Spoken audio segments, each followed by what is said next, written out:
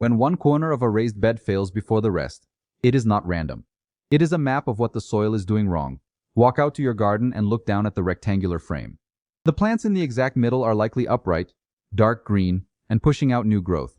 But as your eyes move toward the outer joints, the leaves begin to curl, the soil pulls away from the wood, and one specific corner looks entirely spent.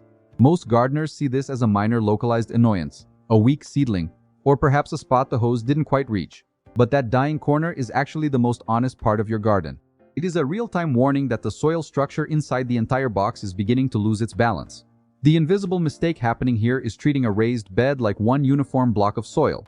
When we fill a frame with compost, topsoil, and organic matter, we assume the environment is identical from edge to edge. It is not. A raised bed is a collection of microclimates, and the corners are the most vulnerable zones in the entire system. Because two walls meet at a 90-degree angle, that specific pocket of earth has double the exposure to air, sun, and wind compared to the deep center. The wood or metal walls absorb ambient heat throughout the morning and radiate it directly into the soil mass from two sides simultaneously. This creates a hidden thermal trap. This is where the human cost of the mistake becomes clear. You spend hours watering, checking for pests, and feeding the bed, yet that one corner acts like a sieve, draining away your efforts. The reason for this comes down to basic soil physics and evaporation. In the middle of the bed, the soil is protected on all sides by its own massive volume, holding moisture through a shared underground network. But at the corner, water is constantly being pulled outward by the dry, hot container walls. The soil there dries from the top down, the outside in, and the bottom up all at once. Before you even realize the surface is dry, the roots in that corner are already baking in a localized desert. When a gardener notices a wilting plant in the corner, the instinctive response is to grab the watering can and drench that specific spot. But this common fix often backfires. When soil dries out completely, especially soil rich in peat moss or organic matter, it becomes hydrophobic. It shrinks and repels water.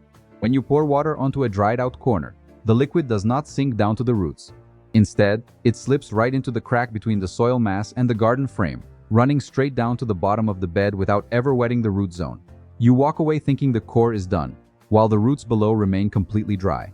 But the thermal trap is only the first layer of the problem. There is a second, mechanical mechanism at play that happens during the filling process.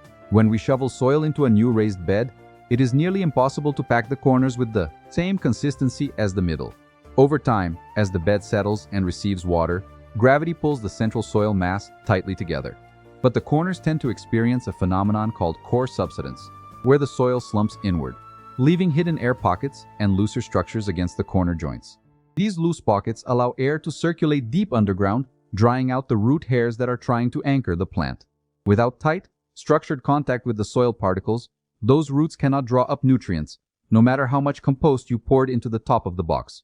To fix this, we have to change how we build and maintain the boundaries of the bed. The protocol for fortifying a vulnerable corner does not require expensive additives, but it does require a deliberate shift in structure. If you are preparing a bed or notice an empty space, the first step is to break the uniform layer and create a physical thermal buffer. Take coarse, uncomposted organic materials igualelines mais messos, like lean do aleneção buiços. Mais parfiantes o você tem sua nelimora. Mais parfiantes lalas. Média. Ela menotesse jaiol. Descressa que bilis lais ou maldido jetia sim. Pushing her sparfians e tava besdeia. Pai da tos virtou grande strava que descenigio lai. Laus musistus é da merche camado malhusquinho da tai. Missa. Mas se tem mais o sila prestestimen parsan da cura se margem novos álcool roubou tora matizas em que luvando perpebode. Eu talvez que lavo de temen moran boas ovas mata des laiet. Te figares dela de pintura sertuarou, ingerissei. Carefully pull back any thin surface mulch in that corner. Take a handful of damp, mature compost mixed with a small amount of fine clay or native garden loam. Press this denser mixture directly into the gap between the soil and the frame wall. This density breaks the hydrophobicity and acts like a plug, forcing future water to spread sideways through the root zone rather than slipping down the inside of the frame. Once that plug is in place, apply a double layer of wood chips or heavy mulch over that specific corner, making it twice as thick as the mulch in the center of the bed. You are manually compensating for the extra surface area exposure. To know if your correction is working, you can use a simple, zero-cost field test. Do not rely on how the surface looks. Push your index finger deep into the soil right next to the center crop, then do the same in the struggling corner. If the center feels cool and damp, but the corner feels loose, warm, or dusty at a depth of 3 inches, your structure is still leaking. Another test is to watch how water behaves during a gentle rain. If the water pools slightly in the center but disappears instantly down the sides of the corners, the soil has pulled away and needs to be packed with denser organic material. The concrete payoff of managing your bed this way is a dramatic reduction in rescue behaviors. Instead of constantly monitoring the garden with a hose, trying to save individual wilting leaves, the entire bed begins to hold moisture on a steadier cycle. The plants in the corners stop acting as the weak link that invites pests and disease into the rest of the plot. When the edges are stable, the roots can utilize the full volume of the box, turning a fragile frame into a highly productive ecosystem. This brings us back to our original view of the garden frame. A raised bed is not just a uniform container full of dirt.